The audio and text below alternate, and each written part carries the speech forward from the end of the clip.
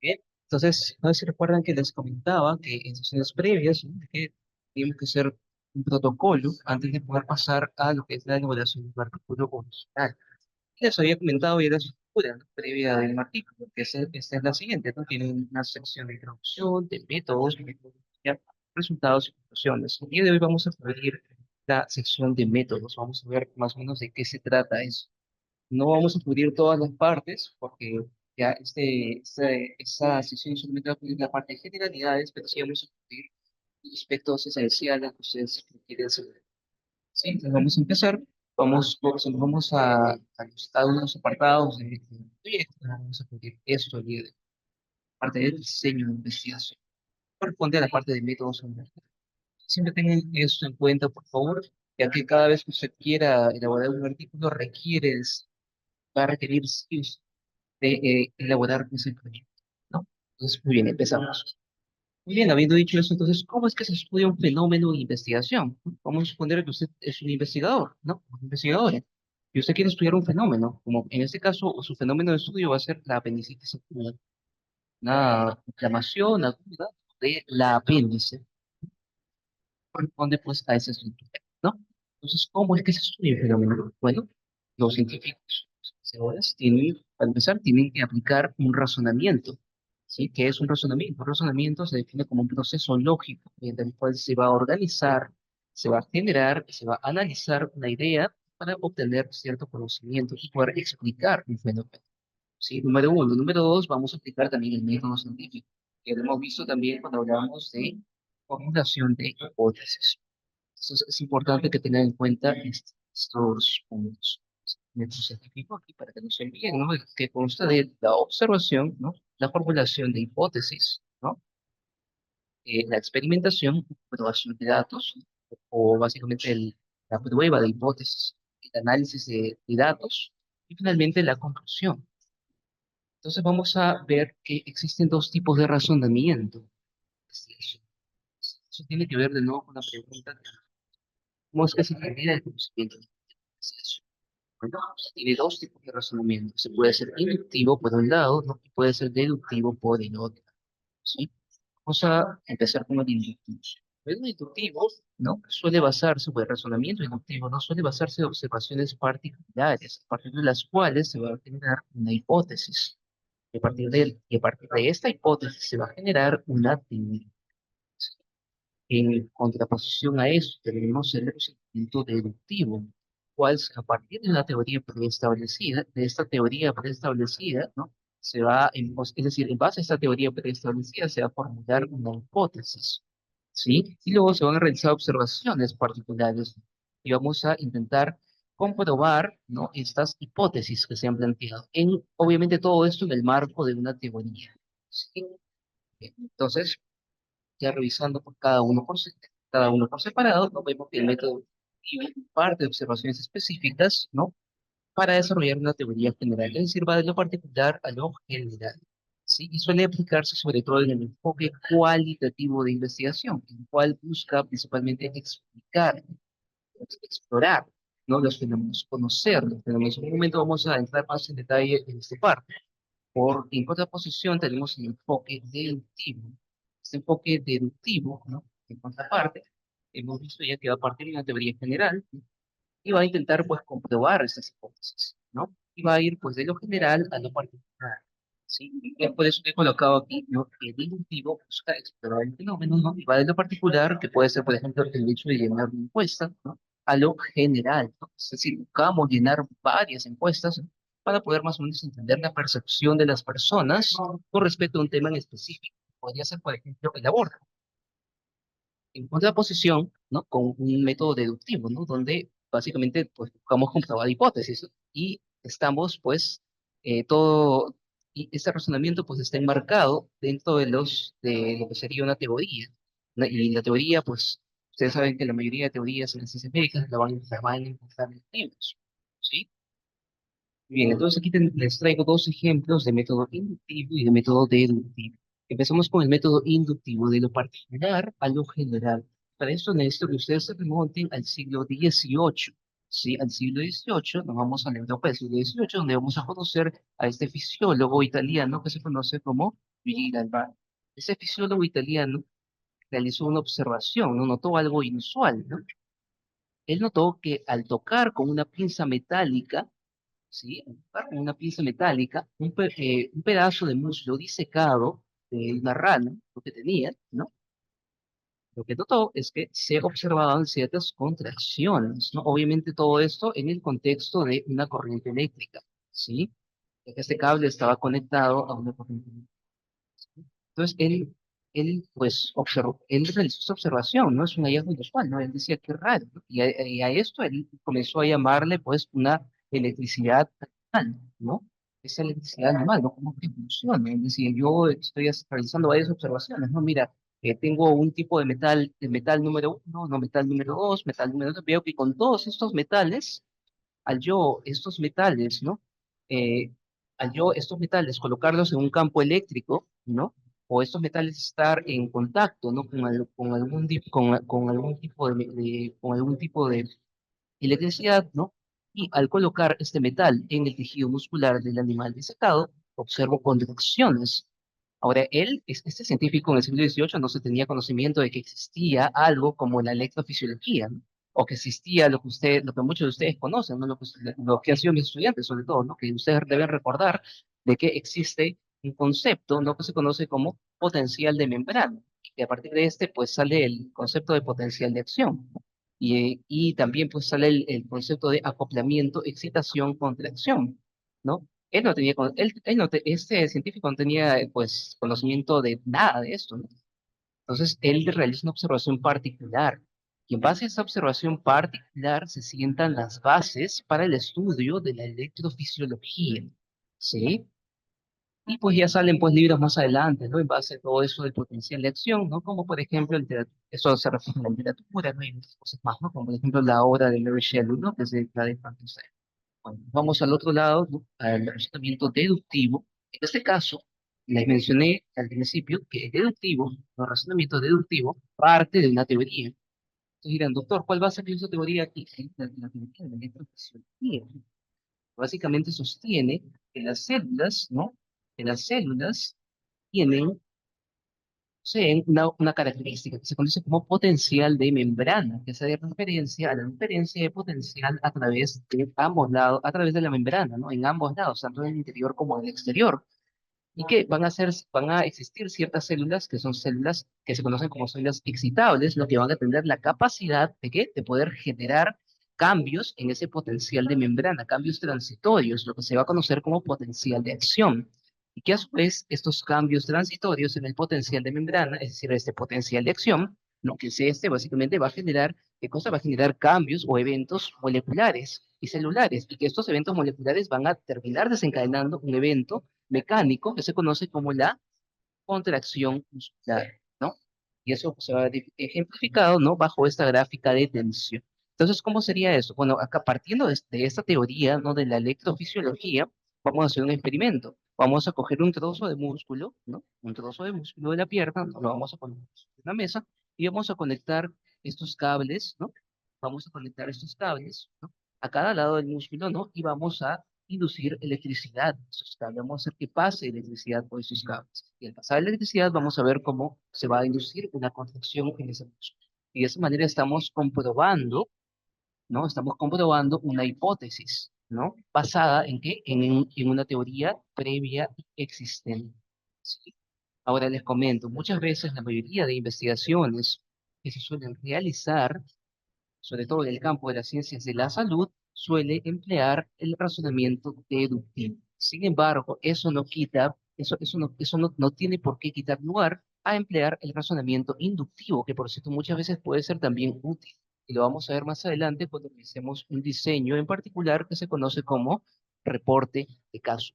Sí, en este diseño, reporte de caso, se va a reportar un caso clínico raro, ¿no? Y muchas veces estos casos clínicos raros pueden servir, ¿no? Para observar ciertas características particulares, para realizar ciertas observaciones particulares que después van a formar parte, pues, o van a dar lugar a la generación de hipótesis y a la generación de una teoría, ¿sí? Entonces, por favor, quede claro este punto, ¿sí? Con respecto a razonamiento. Bien, habiendo dicho esto, ¿tienen otro ejemplo, ¿no? De manera de gráfica, ¿no? Como el deductivo parte de hipótesis, ¿no?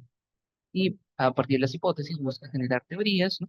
Y que el inductivo, pues, no parte de observaciones particulares, ¿no? De los cuales, es decir, van al revés, en sentidos opuestos. Muy bien, habiendo mencionado esto, es necesario explicar que es una teoría, ¿no? Como ustedes ven en esta imagen, una teoría es un conjunto, ¿no? O un sistema estructurado de conocimientos, ¿no? Pero estos conocimientos tienen dos características. Esos conocimientos, para empezar, ¿no? Están basados, esta red de conocimientos está basada en un razonamiento lógico, que está respaldado en el método científico, ¿no? Principalmente, ¿no? Y está también respaldado en la evidencia empírica. Pues, ¿no? Como ya hemos visto, como hemos hecho experimentos en un momento, ¿no? Con un pedazo de electricidad, ¿no? Eso está respaldado por la evidencia empírica, ¿sí? Muy bien. Ahora, esta teoría va a tener ciertas características, ¿no? Por ejemplo, va a proporcionar una interpretación lógica, ¿no? Muchas veces, como les había mencionado, nos permite hacer predicciones, ¿no? Como por ejemplo, usted ya sabe, ¿no? ¿Qué es lo que va a ocurrir si es que conectamos, ¿no? Si es que pasamos un cable con electricidad, ¿no? A un pedazo de tejido muscular, ¿no? Por ejemplo, ¿no? Una teoría también es falsable, ¿no? Es decir, puede ser puesta a prueba, ¿sí? Y una teoría es reproducible, pues, ¿no? Muy bien. Algunos ejemplos de teoría, por ejemplo, tenemos aquí la teoría, ¿no? De Charles Darwin, ¿no? La teoría de la selección natural, ¿no? Que básicamente, pues, esta teoría, ¿no? De la evolución de Darwin sostiene, ¿no? De que existe una característica que se conoce como selección natural, ¿no? A través de la cual, ¿no? Ciertas especies, ¿no? Ciertos organismos con ciertas características, ¿no? O las características más aptas, ¿no? Van a ser los que van a ser capaces de generar gametos y poder, pues, prevalecer en el tiempo, ¿no? Poder dar origen, ¿no? A futuras generaciones, mientras que otros organismos, ¿no? Menos desarrollados, ¿no? O con características que lamentablemente pues no sean tan apropiadas para sobrevivir a las condiciones externas, ¿no? Van a extinguirse. ¿Sí? Eso es lo que sostiene la teoría de la evolución del Darwin, ¿no? Otra teoría es la teoría de la electrofisiología, que como lo habíamos comentado en un momento, ¿no? Parte del principio, ¿no? O de la premisa, en este caso, de que existe una característica de las células que se conoce como potencial de membrana, ¿no? Y que ciertas células tienen la característica o la capacidad de poder realizar cambios transitorios en ese potencial de membrana, lo que se conoce como potencial de acción, y que este potencial de acción, estos cambios transitorios, a su vez van a generar eventos moleculares, ¿no? Y ahí de repente algunos de los que son mis estudiantes recordarán, ¿no? De que en respuestas a este potencial de acción, cambios tanto por el impulso genético, ¿no? Como me hizo. Pero bueno, uno de esos cambios era que se abrían ciertos canales iónicos, calcio, o los canales de calcio, pues, dependientes, lo que a su vez permitía incluso también apertura de canales iónicos, ¿no? Y salida de calcio, retículo sarcoplásmico, ¿no? Lo que a su vez permitía, pues, ¿no? La interacción entre las proteínas de la maquinaria contráctil, ¿no? Lo cual nos llevaba ¿a qué? A una contracción muscular, ¿no? Muy bien, habiendo mencionado eso, entonces vamos a entrar netamente a lo que son los enfoques de investigación. Para eso es necesario que ustedes sepan que existen tres enfoques de investigación: un enfoque cuantitativo, ¿no? Que básicamente busca medir y categorizar un fenómeno. En este caso, este enfoque cuantitativo, por ejemplo, un ejemplo sería, ¿no? Estudiar las características clínicas, ¿no? Y epidemiológicas del adenocarcinoma gástrico, ¿no? En una población de pacientes, ¿no? Atendidos en el Hospital Edgardo Rivaliati Márquez, ¿no? Durante el año 2020 hasta el 2025, ¿no? Durante ese periodo de tiempo. Lo que respecta a una investigación cualitativa, que se busca comprender el fenómeno, ¿no? Definir el fenómeno, ¿no? Muchas veces se hace a través de entrevistas, por ejemplo, ¿no? Y un ejemplo de investigación mixta, ¿no? Que voy a explicar también en un momento, ¿no? Para lo cual vamos a usar este ejemplo, ¿no? Que es una investigación realizada por el FBI en lo que respecta a el caso de un terrorista. Esperemos. Muy bien, entonces, aquí está de nuevo lo que habíamos mencionado, ¿no? Básicamente, el enfoque de investigación cuantitativo, que es con el que vamos a trabajar, por cierto, ¿no? En la mayoría de ciencias de la salud va a trabajar con este enfoque cuantitativo, ¿no? Este va a buscar medir, va a buscar categorizar, va a ser objetivo, va a usar variables, datos numéricos, ¿no?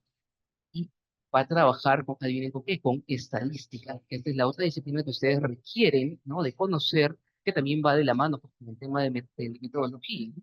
Para que ustedes puedan tener, para que ustedes puedan, pues, entender, ¿no? tanto los papers, ¿no? Como también pueden participar de ellos. Y por otro lado tenemos la investigación sobre enfoque cualitativo.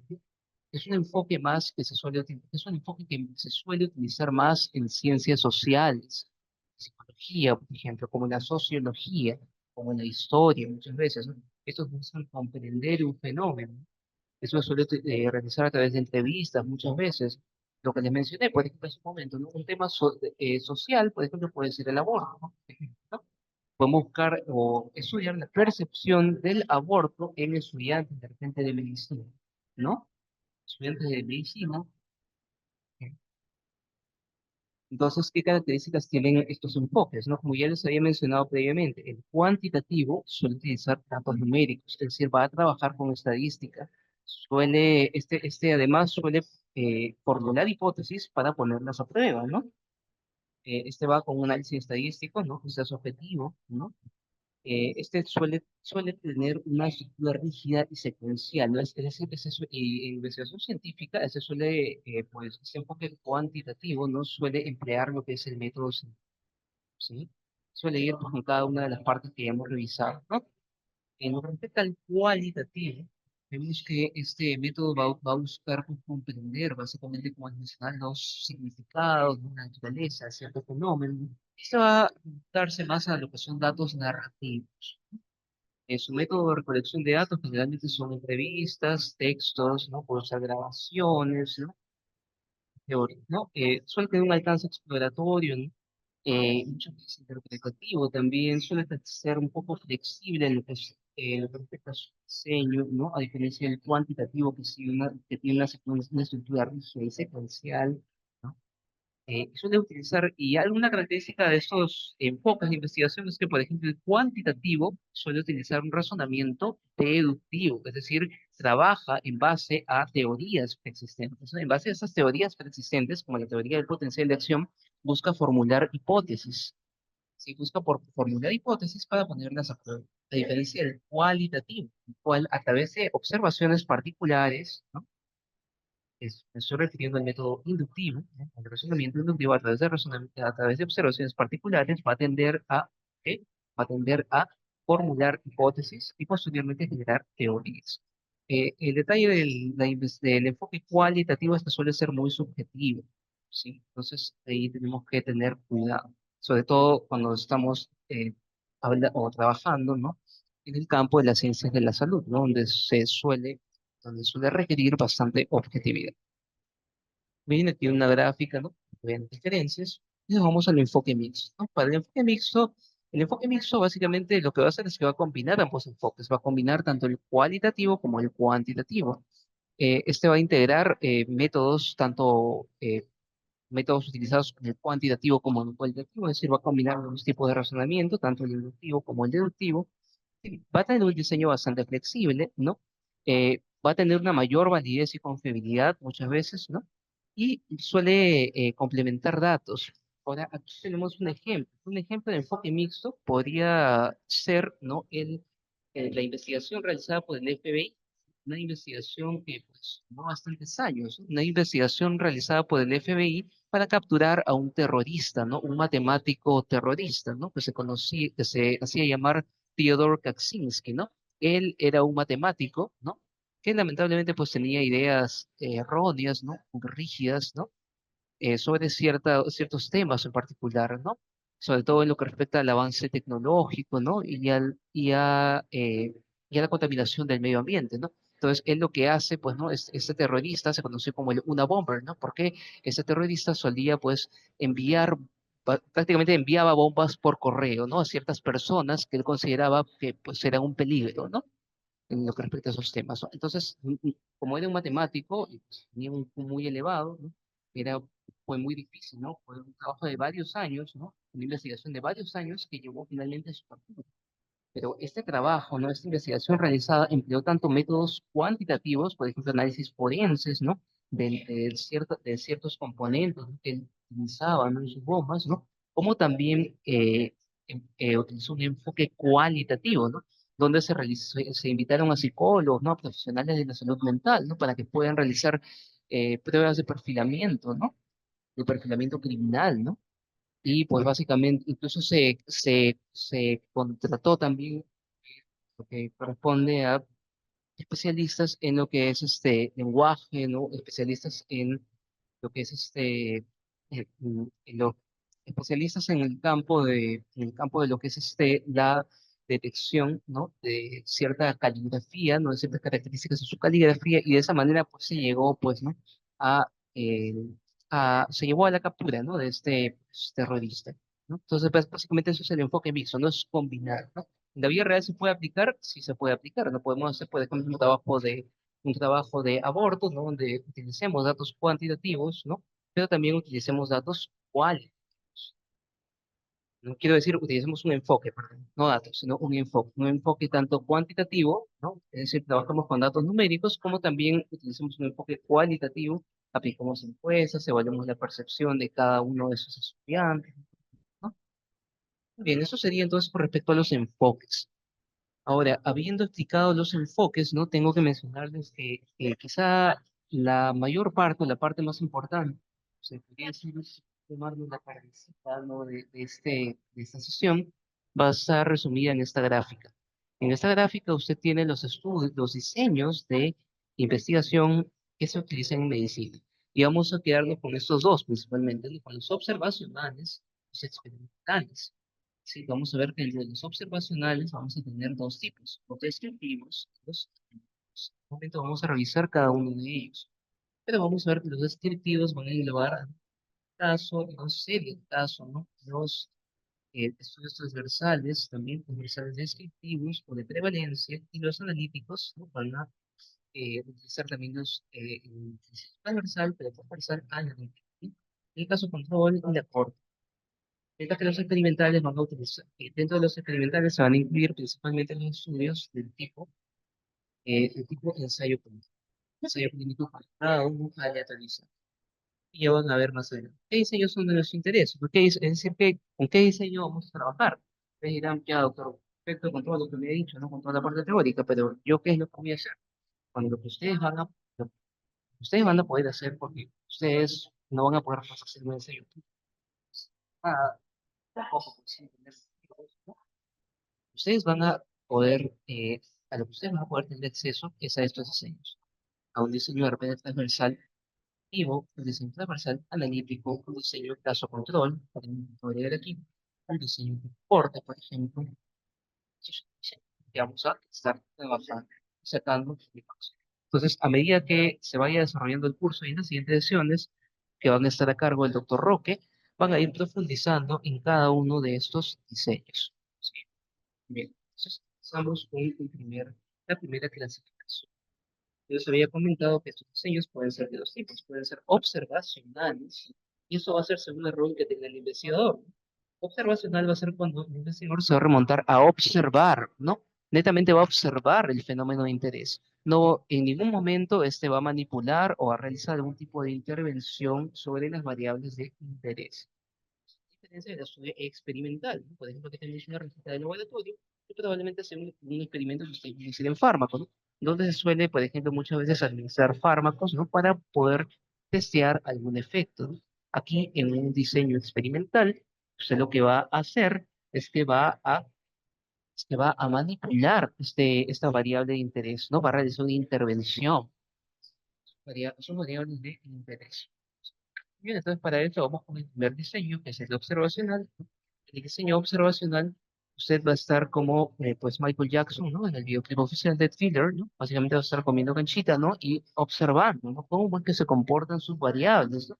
Es decir, el investigador en ningún momento va a realizar ningún tipo de intervención, ¿sí? Solamente observa, ¿sí? Un ejemplo aquí podría ser, por ejemplo, la obesidad como factor asociado, ¿no? A diabetes mellitus, ¿no? En adultos atendidos en el centro de salud Chocas durante el año 2020, ¿sí? Obviamente, esto va a ser un estudio observacional, ¿no? No creo que nadie quiera exponer a una persona pues a obesidad, ¿no? Como dice aquí, no sería un crimen, pues, ¿no? Exponer a una persona a obesidad, ¿no? Para ver si es que realmente tiene efecto, ¿no? O se asocia, ¿no? A la variable de tipo 2, ¿no? Entonces, pues, básicamente va a ser eso, ¿no? Vamos a netamente observar, ¿sí? Ahora, dentro del observacional vamos a tener dos tipos de estudios. Vamos a tener los observacionales descriptivos, ¿no? Donde básicamente pues se va a describir, ¿no? La población estudiada, ¿no? Se van a describir las características de la población estudiada. Este ejemplo de estudio descriptivo, por ejemplo, tiene usted cuando salieron los primeros casos de COVID-19, ¿no? Comenzaron a salir varios estudios descriptivos, una cantidad pues elevada de estudios descriptivos donde pues esos estudios pues se remontaban simplemente a describir las variables en esta población, ¿no? Una población con COVID-19. En contraste a eso, tenemos el estudio observacional analítico. El estudio analítico busca una relación entre dos o más variables en una población. Por ejemplo, puede ser el consumo de tabaco con el cáncer de pulmón. Y este diseño analítico va a tener para empezar, va a demostrar la presencia de una relación, ¿no? O asociación, ¿no? Va a demostrar cierta direccionalidad, ¿no? Y va a demostrar una fuerza, ¿no? De asociación. Entonces, habiendo mencionado esto, ustedes dirán, ya, pero ¿qué diseños, con qué diseños? Bueno, yo les comentaba que desde el descriptivo, caso, serie de caso y transversal de mientras que dentro del analítico vamos a tener el transversal analítico, el caso control, el tipo por. Entonces vamos con el primer diseño, ¿no? El primer diseño es un diseño que particularmente me gusta bastante. Ya honestamente, para ser sincero, tengo bastante experiencia publicando reportes de caso. Es uno de los diseños que más me gustan a mí porque me sirve para aprender mucho, para conocer sobre enfermedades raras, ¿no? Entonces vamos con ese diseño. ¿De qué se trata? Este diseño reporte de caso, pues no, va a consistir en reportar un caso clínico inusual o alguna asociación rara, ¿no? Entre alguna enfermedad y alguna característica, ¿no? Muchas veces estos estudios no sirven de base para estudios a futuro, estudios de repente más rigurosos, más rebuscados, ¿no? Estudios de repente con otro tipo de diseño, como un diseño transversal descriptivo y posteriormente un diseño transversal analítico. Lo que quiero que entiendan, chicos, es que todos estos diseños están conectados. Si ninguno es que va por su cuenta, o sea, todos tienen un propósito, no es que se hace por puras, ¿sí? Muchas veces estos brindan información sobre una característica en la patogénesis, en la presentación clínica de una enfermedad, ¿no? En el curso clínico de una enfermedad, de repente, y es lo que ustedes van a ver de repente cuando estén en los hospitales. Ustedes vayan a hacer sus rotaciones, ¿no? En los hospitales, ustedes van a estar aquí, ¿no? Van a estar, pues, van a tener asignado un paciente, ¿no? Y van a ver que de repente su paciente tiene una enfermedad, ¿no? Que puede ser de repente un ejemplo, ¿no? De repente este paciente tiene VIH, ¿no? Pero en lugar de comportarse como un caso típico de VIH, este paciente comienza a presentar características sexuales, ¿no? De repente este paciente con VIH comienza a tener ese paciente desarrolla súbitamente, ¿no? Trombosis. ¿Qué es lo que pasó, no? Usted se pregunta, ¿no? Y eso puede ser, pues, motivo para un reporte de caso, ¿no? Entonces, ¿no? Pues, como les mencionaba, entonces esto va a servir para generar hipótesis a futuro. Ahora, estos reportes de caso han tenido utilidad, ¿no? Tienen utilidad, ¿no? Y han tenido utilidad históricamente, ¿no? Un ejemplo, por ejemplo, los reportes de caso sobre una neumonía por un hongo, ¿no? Que se conoce como el Pneumocystis jirovecii, ¿no? Esta neumonía por un hongo, ¿no? Y la presencia también concomitante, ¿no? De una infección, ¿no? De una infección por un virus, ¿no? Que es el virus herpes humano tipo 8, ¿no? Que te causa esta neoplasia, ¿no? Que es un cáncer, que es el sarcoma de Kaposi, en pacientes varones, ¿no? Homosexuales, ¿no? Previamente sanos en los años 1981. Esos primeros reportes de casos, chicos, son los que sentaron las bases para poder realizar posteriormente estudios descriptivos, perdón, estudios sí, transversales descriptivos, transversales analíticos sobre pacientes con VIH, ¿sí? Sobre pacientes con VIH. Es decir, muchas veces cuando aparece una enfermedad, los primeros estudios que se van a realizar van a ser los reportes de caso, muchas veces, ¿sí? Van a ser los reportes de caso, ¿sí? O muchas veces la serie de casos, si es que aparecen en grupo, ¿no? Muy bien. Otro ejemplo aquí, por ejemplo, serían los reportes de caso, ¿no? De una neumonía viral atípica, ¿no? En pacientes en Wuhan, China, durante el año 2019-2020. Obviamente me estoy refiriendo a los reportes de caso de COVID-19. Entonces, eso sería lo que respecta a reportes de caso. Aquí les tengo un ejemplo aquí. Este es un reporte de caso que la verdad me gustó mucho cuando lo leí. Es sobre una infección bacteriana, una infección por la bacteria Actinomyces israelí. Es una bacteria, esta es una bacteria, ¿no? Que está considerada dentro de las gram positivas, no está incluida en ese grupo, ¿no? Pero es una bacteria que a la microscopía suele formar filamentos, ¿no? Suele formar filamentos, ¿no? Algo que no es característico de una bacteria, ¿no? Que es algo más característico, pues, de un hongo, ¿no? Pero esta bacteria que suele formar filamentos, ¿no? Que se conoce como la Actinomyces israelí, tiene una característica, que cuando infecta tejidos, estos tejidos suelen producir cosas, suelen producir fístulas. Ustedes dirán, ¿pero qué son fístulas? Una fístula, chicos, es un trayecto, es una comunicación entre dos superficies epitelizadas, es decir, entre dos epitelios. ¿Sí? Puede formar, tenemos esto, ¿no? Este reporte de caso es sobre un caso de actinomicosis abdominal, imitando, que va a estar imitando una neoplasia o un cáncer de colon transverso, ¿no? Vamos a ver aquí. Una fístula básicamente sería eso, un trayecto fistuloso, ¿no? Una comunicación, una comunicación entre este segmento de tejido y otros tejidos periféricos. Y además, esta amiloidosis abdominal muchas veces puede dar lesiones tipo masa, ¿no? Y obviamente, si usted ve una lesión de masa, ¿no?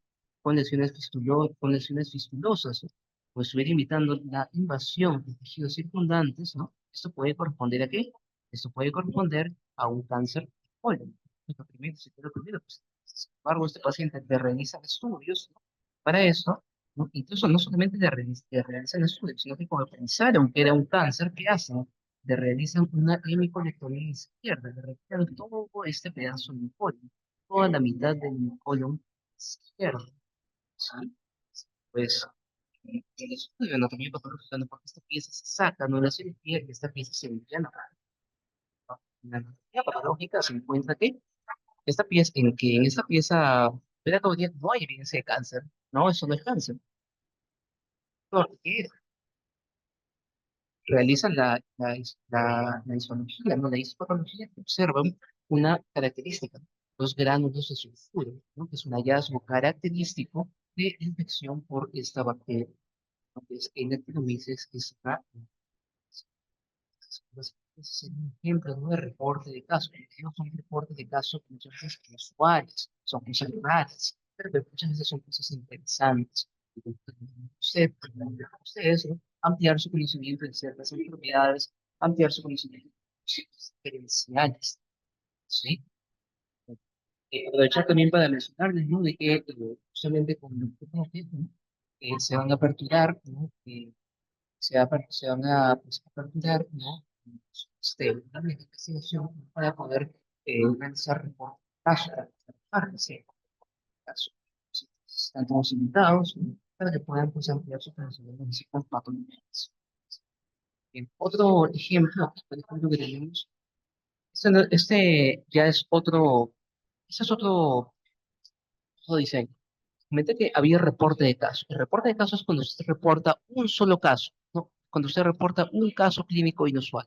Pero cuando usted tiene varios, ¿no? Particularmente más de tres, no de tres para arriba, vamos a poner que usted tiene 10 casos de esto, ¿no? De repente no han ocurrido simultáneamente, ¿no? Pero usted tiene un caso, ¿no? De que un caso, de repente lo vio usted, otro caso lo vio su colega en tal, otro caso lo vio otro colega, ¿no? Usted dice, oye, pero en vez de hacer un reporte de casos solo, ¿por qué mejor no hacemos una serie de casos, ¿no? Es mucho más interesante, ¿no? Entonces, es lo que sería una serie de casos, ¿no? Entonces, aquí, por ejemplo, tenemos un estudio tipo serie de casos, ¿no? Donde básicamente pues, se reporta una serie de casos, ¿no? De una neoplasia, ¿no? De tejidos blandos, que es un sarcoma de tejidos blandos de alto grado, ¿no? Que es una neoplasia que suele aparecer en extremidades, ¿no? En extremidades superiores, inferiores, ¿no? Sobre todo en las inferiores, ¿no? En este caso va a ser en extremidades inferiores, ¿no? O en pacientes, ¿no? En un hospital de Tanzania. Entonces, por ejemplo, ustedes van a ver, ¿no? Que tiene una estructura diferente, ¿no? Una estructura diferente, ¿no? Y vamos a ver, pues, que aquí se van a reportar varios casos, ¿no? Y aquí, por ejemplo, podemos ver, ¿no? Como les mencionaba, este sarcoma, ¿no? Va a aparecer justamente en tejidos blandos, ¿no? Va a aparecer como una masa de crecimiento rápido, ¿no? Por ejemplo, aquí en la pierna, ¿no? Que va a comprometer los tejidos circundantes. Aquí, por ejemplo, vemos que compromete hueso, ¿no? no compromete toda esa parte, ¿no? Entonces, muchas veces estos tumores tienen que ser resecados, ¿no? Es decir, hay que realizar amputaciones, ¿no? Y es justamente lo que se realiza, ¿no? Entonces, vemos una muestra de tejido, ¿no? Que ha sido, pues, resecada, ¿no? De este paciente, justamente porque vemos que compromete estructuras óseas, musculares, ¿no? Muy bien, este de acá es otro diseño que también les va a permitir, pues, ampliar su conocimiento en lo que respecta a ciertas enfermedades. Vemos, ¿no? Que reportan el caso uno, ¿no? Que reportan el caso 2, ¿no? Y así. Aquí tenemos otro ejemplo de series de casos, ¿no? En lo que respecta a, a la primera serie de casos que se publicó en el año 1981, ¿no? Que es en el año, pues, donde se empezó, pues, ¿no? La pandemia, el primer brote, ¿no? Se hizo evidente, ¿no? Esta pandemia, ¿no? De VIH. Sí, y se comenzaron a reportar varios casos, ¿no? Digamos que en este se hizo una serie de casos, primero, una serie de casos de uno, dos, tres, cuatro, cinco pacientes, ¿no? Que presentaban, pues, características inusuales, ¿no? Una de ellas era, pues, esta neumonía por este hongo que ya les he comentado, ¿no? Por este hongo, ¿no? Que es el Pneumocystis girovesi, ¿no? Que causaba una neumonía, ¿no? En pacientes jóvenes, o sea, qué raro, ¿no? Ustedes, por conocimiento general, si se lo han llevado al neumonía, es una infección del tracto respiratorio inferior, ¿no? Suele ser principalmente causada por bacterias, o por bacterias gram positivas, como el neumococo, ¿sí? Pero por bacterias. Es muy raro que usted tenga una neumonía por un hongo. Si usted tiene una neumonía por un hongo, usted está inmunosuprimido y usted tiene alguna condición que esté afectando su sistema inmune, como puede ser en este caso el VIH. ¿Qué encontraron, no? Que había por medio la infección por, fue así como se dio a conocer, ¿sí? Bien, habiendo mencionado eso, pasamos al primer diseño, entonces ya, per se, ¿no? Por sí mismo. Este es el diseño transversal descriptivo, ¿no? En este diseño transversal descriptivo, eh, básicamente este diseño se va a remontar a realizar una sola medición de las variables. Es decir, tenemos una población de estudio durante un periodo de tiempo y durante ese periodo de tiempo solo vamos a realizar una sola medición de todas las variables de estudio. Y esos transversales descriptivos también se van a llamar transversales de prevalencia, ¿sí? Y van a buscar describir las características, ¿no? De una población especial. Este tipo de diseño no emplea inferencias causales, no establece relaciones temporales tampoco, ¿sí? En su análisis estadístico, porque ya a partir del transversal analítico para adelante, se suele trabajar con estadística. Los reportes de casos, las series de casos no suelen trabajar mucho con lo que es un análisis estadístico per se, ¿sí? Más que nada se trabaja con casos clínicos y características clínicas, pero en el estudio transversal descriptivo para adelante, el transversal descriptivo, transversal analítico, eh, caso control, reportes, todos estos iban con un análisis estadístico, ¿sí? Así que aquí lo que se va a reportar en el análisis estadístico son frecuencias absolutas, relativas, medidas de tendencia central, ¿no? Como la media, ¿no? La moda, ¿no? La mediana, ¿no? Medidas de dispersión, ¿no? Como por ejemplo pueden ser la desviación estándar, ¿no? O el rango intercuartile. Por ejemplo, de cómo es que se reportan este análisis estadístico descriptivo, ¿no? Es, por ejemplo, que 25% de la población estudiada que falleció por COVID-19 tenía diabetes mellitus tipo 2. Sin embargo, eso solamente está reportando, solamente está describiendo, no me está diciendo de que la diabetes me aumenta el riesgo de desarrollar COVID-19. No, ese estudio no lo está diciendo eso. Ese estudio lo está diciendo, solamente está reportando. Pero que fallecieron, cierto porcentaje tenía diabetes. Así como otro porcentaje va a tener obesidad, otro porcentaje tenía de repente asma, otro porcentaje eran ancianos, un ejemplo. Muy bien.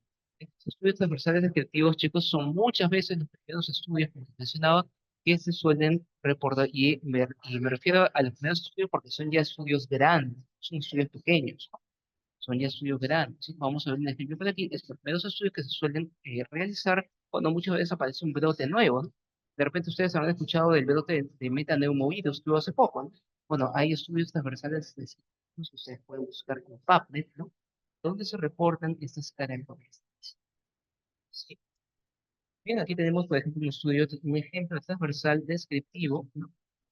Un estudio donde básicamente es un estudio de características químicas, ¿no? Va a tener ya esa estructura clásica que hemos conversado antes, ¿no? La estructura de introducción, métodos, resultados, conclusiones, ¿no?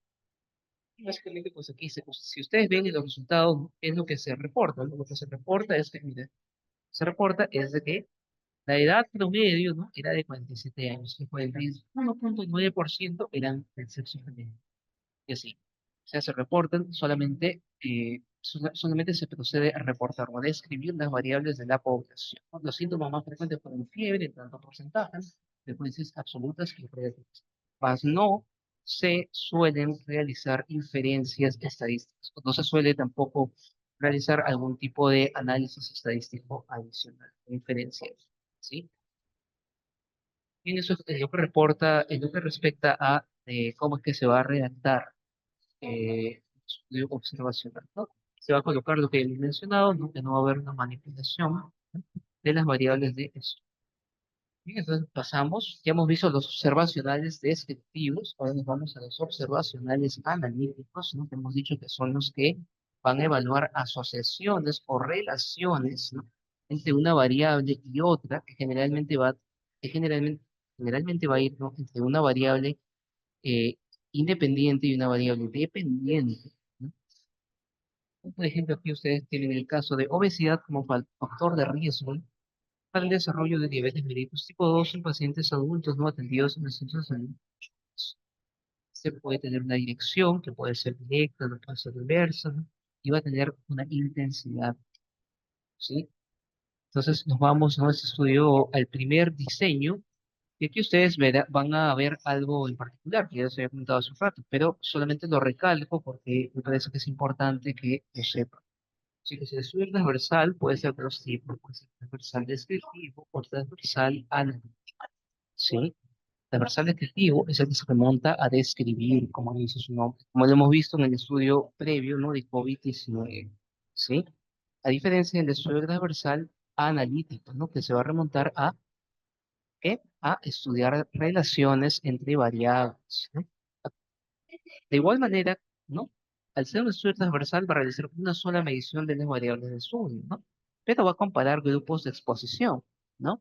En este caso, por ejemplo, ¿no? Dentro de este grupo de estudio, ¿no? Que en este caso, por ejemplo, puede ser cáncer de pulmón, ¿no? En este estudio, ¿no? Esta población de estudio que está conformado por pacientes con cáncer de pulmón, vamos a ver cuántos de ellos, ¿no? Cuántos de ellos, cuántos de ellos desarrollan la condición de interés, ¿no? O el evento de interés. En este caso, mi evento de interés va a ser cardiotoxicidad, ¿no? Y en ese caso, ¿cuántos de ellos no desarrollan, pues, ¿no? El evento de interés, ¿no? Entonces, aquí lo que vamos a hacer es que vamos a comparar grupos de exposición, ¿no? Versus grupos de no exposición, ¿sí? Entonces, este diseño transversal analítico va a ir con un análisis estadístico que pues va a emplear un análisis estadístico del tipo inferencial, ¿sí? Es decir, va a utilizar medidas de asociación también, ¿no? Como son la razón de prevalencias y screening. Aquí tenemos un ejemplo de estudio transversal analítico. Este es un estudio, ¿no? Donde se busca, pues, ¿no? Estudiar, ¿no? La relación entre la cardiotoxicidad, ¿no? En pacientes con cáncer. Ustedes se dan cuenta, ese es un estudio transversal analítico, ¿no? Donde el objetivo de este estudio pues, fue estudiar los factores asociados con cardiotoxicidad. Muchas veces los estudios transversal analíticos van a tener el título de estudios de factores asociados, ¿no? O asociación entre variable 1. De esa manera, o de eso. Vamos a ver entonces de que en ese estudio, ¿no? Vamos a ver de que en este estudio, ¿no? Se van a reportar los resultados, ¿no? Y que en los resultados, ¿no? Vamos a ver que no solamente van a describir secuencias relativas y absolutas, o van a reportar la media o el promedio, ¿no? Sino que también van a reportar algo más, ¿no? De esos resultados, van a reportar una medida de asociación, como a veces los rate. Muchas veces van a usar modelos o análisis, ¿no? Univariados, ¿no? O multivariados también, ¿sí?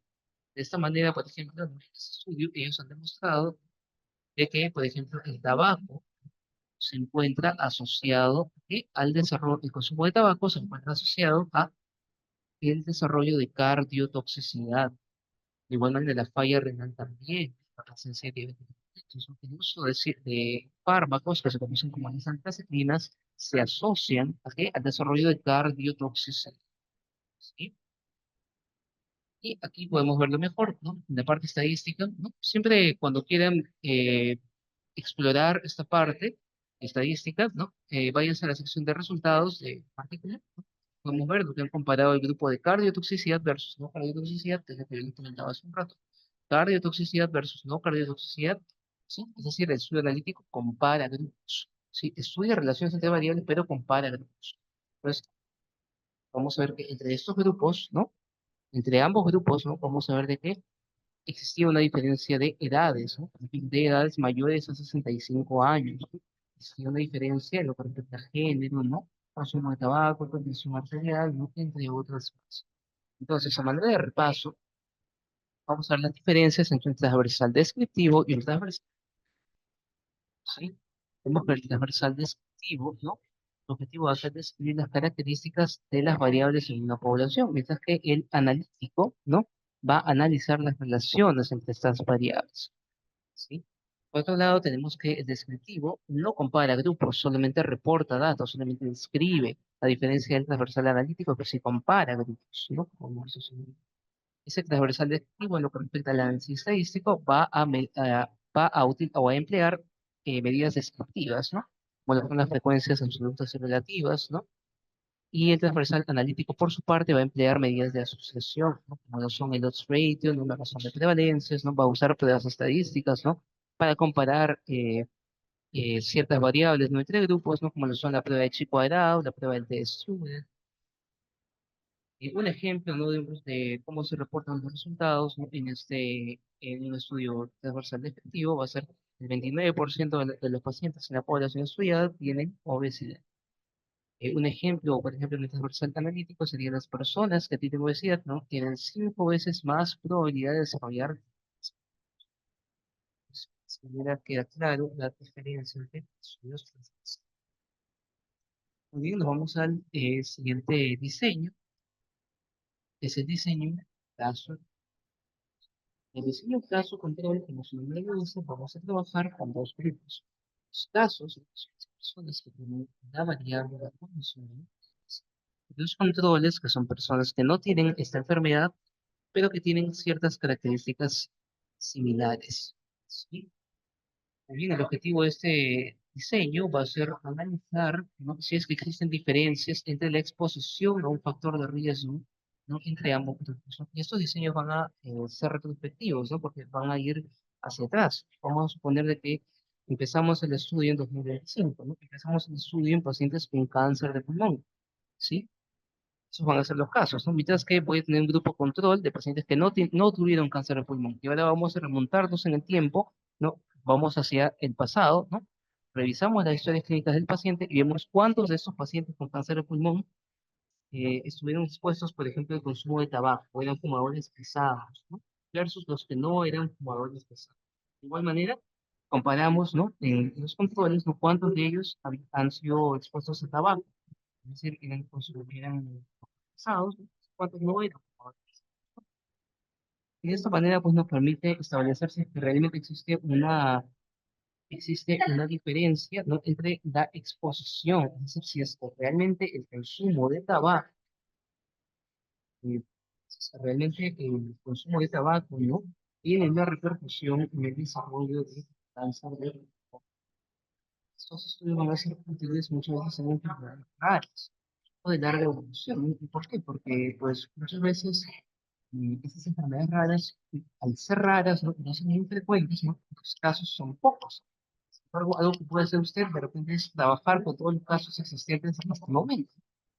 Pero nos remontamos en el tiempo a revisar en su pasado, en el pasado, ¿no? Es suficiente si estos pacientes pueden expuestos a algún factor especial. Sí.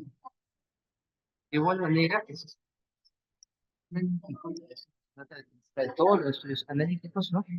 Que van a trabajar con van a trabajar con un análisis estadístico del tipo inferencial, ¿no? Que van a usar medidas de asociación como medidas de Gauss-Seidel. Un ejemplo, tenemos un ejemplo aquí, que se ha traído este ejemplo, ¿no? Un investigador descubrió la asociación entre la infección por este virus, ¿no? Que es el virus del VPH, ¿no? Con el desarrollo de este cáncer orofaringeo, ¿no? Con el desarrollo de este cáncer orofaringeo, ¿no? En una población de pacientes. Entonces tengo mis casos, ¿no? Que son los pacientes que desarrollaron cáncer, ¿no? Orofaringeo, mis controles, que son pacientes sin cáncer, ¿no? Y tengo mi exposición, la exposición o no al VPH. Sí, de igual manera aquí, ¿no? Tengo mis casos, mis controles, ¿no? Nos vamos hacia atrás, ¿no? Porque es un estudio retrospectivo, ¿no? Y vemos cuántos de ellos, de estos pacientes que tuvieron cáncer o de faringio, estuvieron expuestos a BPH y cuántos estuvieron expuestos, ¿no? De igual manera en los controles, ¿no? De esta manera vamos a observar si es que existe una diferencia entre ambos grupos, ¿no? Entre los grupos que estuvieron expuestos a BPH versus los grupos que estuvieron no expuestos, ¿no? Muy bien, nos vamos entonces a este ejemplo. Por aquí es un estudio en New England, ¿no? Tenemos un caso control, ¿no? Ese estudio básicamente, pues, ¿no? Vemos aquí, ¿no? Que el diseño es un estudio del tipo caso control, ¿no?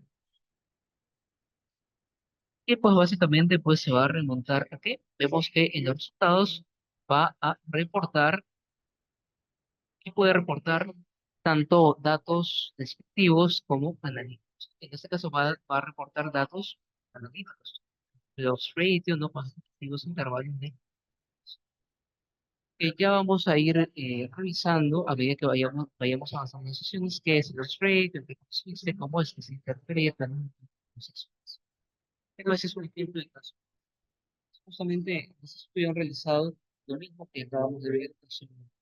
Obviamente, ¿no? Han llegado a la conclusión de que la infección oral, cáncer orofaringeo, tiene una asociación fuerte, ¿no? Es el cáncer orofaringeo. De igual manera, no solamente se remonta a estudiar esta relación, o esta asociación de variables, también estudiar tenemos una gráfica, ¿no? Tenemos-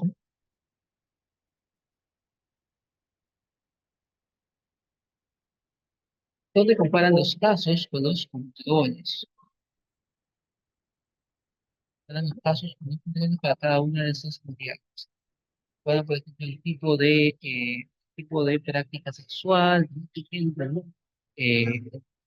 Práctica sexual, ¿no? Comparan, por ejemplo, la cantidad de prácticas sexuales, ¿no? Bien, nos vamos al siguiente diseño. Estamos hablando del diseño de corte. El diseño de corte está dentro también de los estudios observacionales analíticos, ¿no? Y es un diseño longitudinal, ¿no? Este diseño longitudinal se va a caracterizar por la presencia de una o más mediciones, ¿no? A las variables de estudio, ¿no? Y ese de aquí va a seguir a una corte, ¿no? Que es un grupo de pacientes, ¿no? En el tiempo, ¿no? Y este puede ser de dos tipos, ¿no? Puede ser una corte prospectiva, es decir, a partir de ahora, de 2020, de febrero de 2025, lo seguimos a un grupo de pacientes, ¿no? Con cáncer de pulmón, por ejemplo, ¿no? De aquí en adelante nos lo seguimos por 20 años, ¿no? A ver cuántos de ellos, ¿no? Desarrollan cierto evento de interés, ¿no?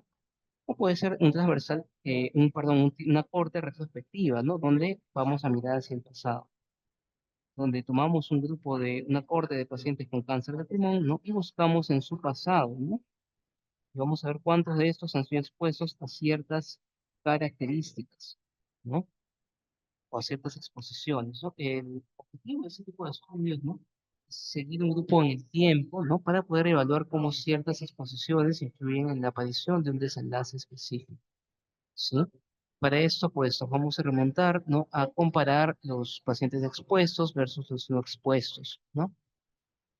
Estos estudios suelen, sí, así como los transversales descriptivos sean estudios transversales de prevalencia, también llamados, estos estudios van a evaluar la incidencia principalmente, ¿no?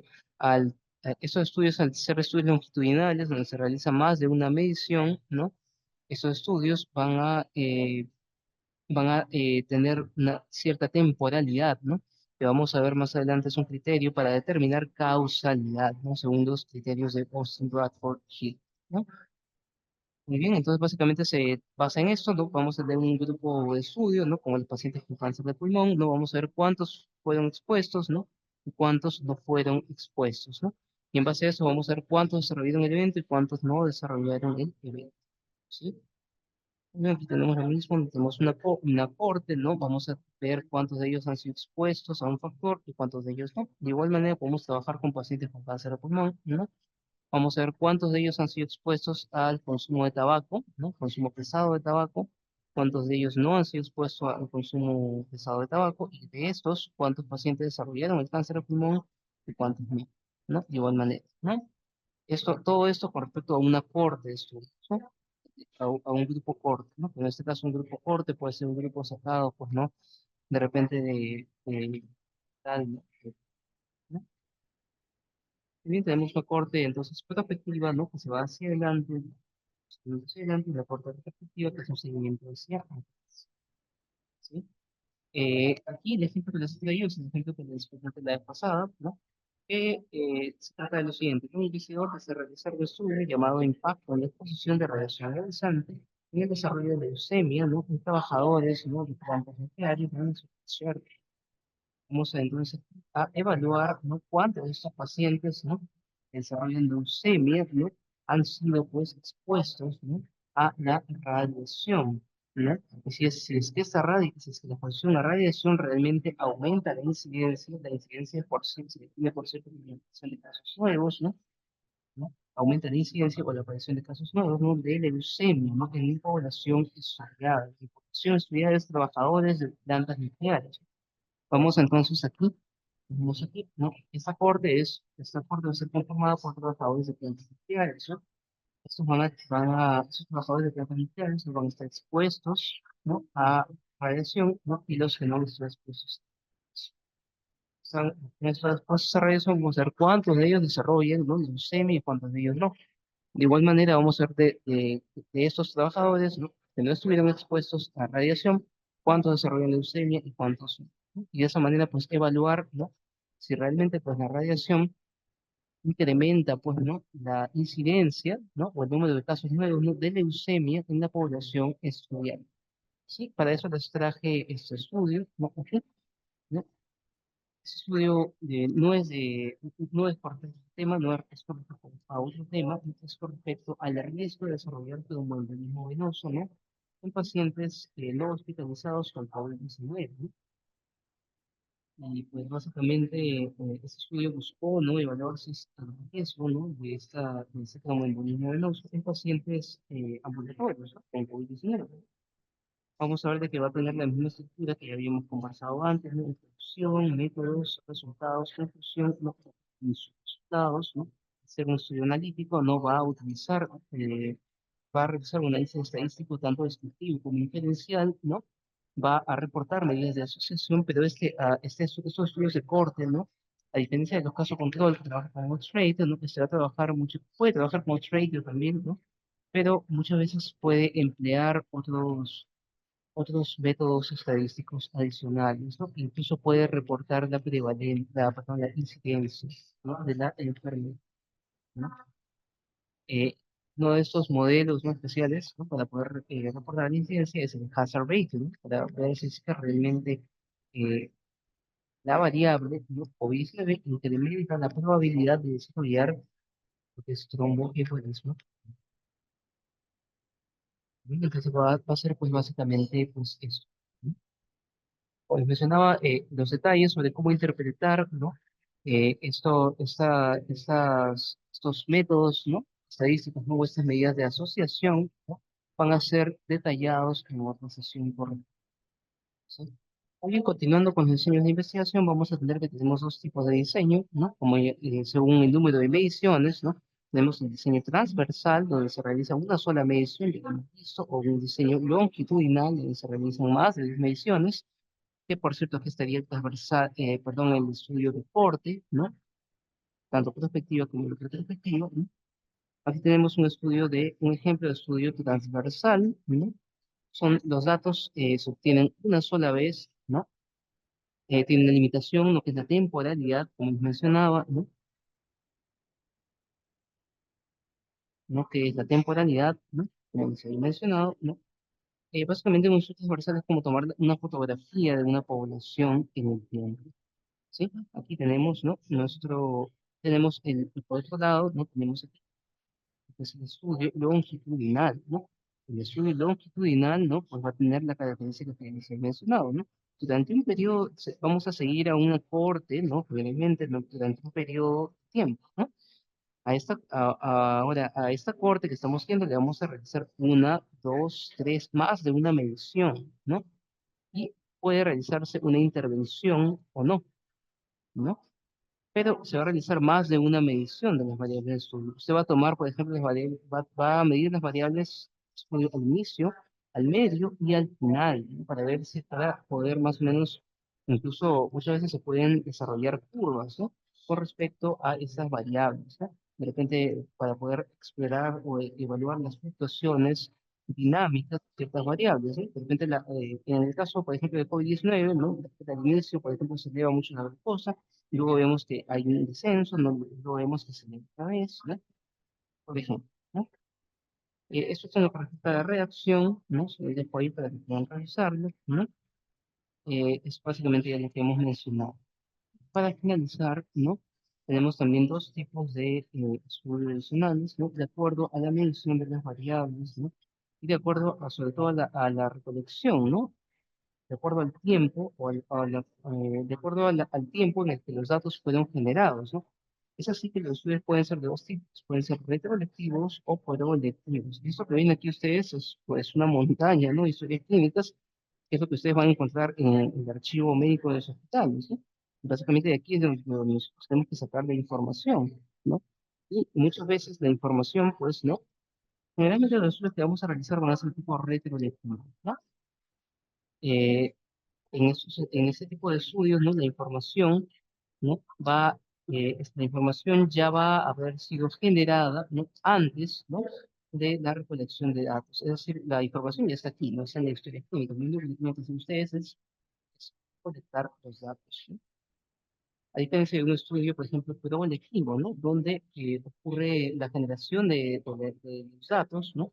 Ocurre de manera simultánea con la recolección, ¿no? Es decir, eso por ejemplo podría ser en una campaña de salud, ¿no? Vamos a suponer que realizamos una campaña de salud, ¿no? Donde vamos a atender ciertos pacientes, cierta cantidad de pacientes, y a medida que vamos atendiendo, vamos registrando los datos en la historia clínica y los vamos pasando también a una base de datos en la computadora, ¿no? Es decir, vamos generando los datos, ¿no? Y a la vez vamos recolectando los datos, ¿sí? Muy bien. Generalmente, en el estudio retroactivo, no cabe mencionar que los datos generados, generalmente, el uso primario de los datos no está, pues, designado, ¿no? Para investigación. Y no está designado, por ejemplo, en el caso de hospitales para la atención médica, ¿no? Por ejemplo, la diferencia del colectivo, donde los datos, pues, eh, en el propósito, ¿no? De la generación de datos, ¿no? Los registros primarios y después, ¿no? Con fines de investigación. Entonces, con fines, por ejemplo, de reportar, ¿no? De reportar ciertas variables o en poblaciones específicas. Esta de nuevo, ¿cómo es que sería la redacción, ¿no? De este tipo de estudios, ¿no? Finalmente, ¿no?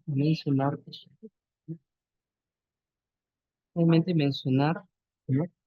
Una última clasificación, ¿no? Una perfecta estudio retrospectivo versus prospectivo, que también ya lo hemos visto, ¿no?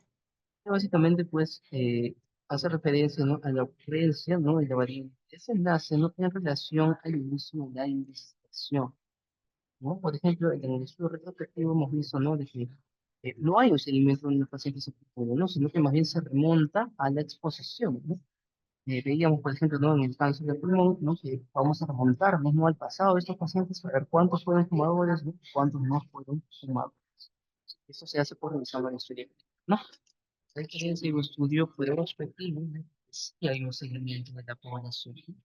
De hecho, esos estudios prospectivos, pues, no suelen tomar tiempo, que suelen tomar años. Pues, imagínense que quisieran, pues, evaluar, hacer un seguimiento, pues, a 5 años de pacientes con cáncer de pulmón, ¿vale?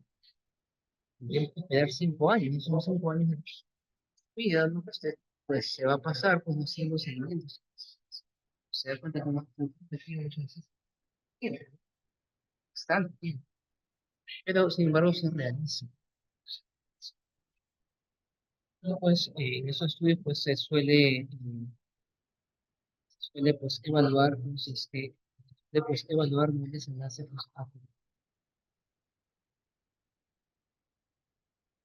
finalmente mencionarles que existe una lista de cotejo, ¿no? O una lista de ventas llamada STROBE para la mayoría de diseños creados, para la mayoría de los diseños que ya hemos mencionado, situación universal, el paso control, la cohorte, que lo irán viendo más adelante, ¿no? Básicamente es como un checklist, ¿no? Que usted debe tener en cuenta sobre qué cosas debe colocar en su carpeta.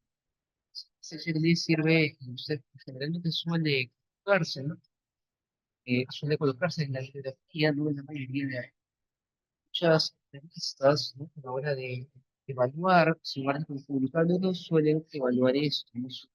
Evaluar el hecho de que usted, suele considerar el hecho de que usted esté siguiendo esta lista de verificación de cómo es, ¿no?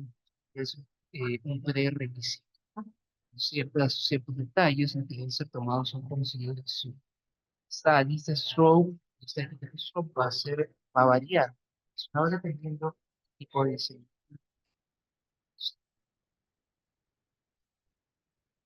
Obviamente, ¿no? Mencionar de que esto,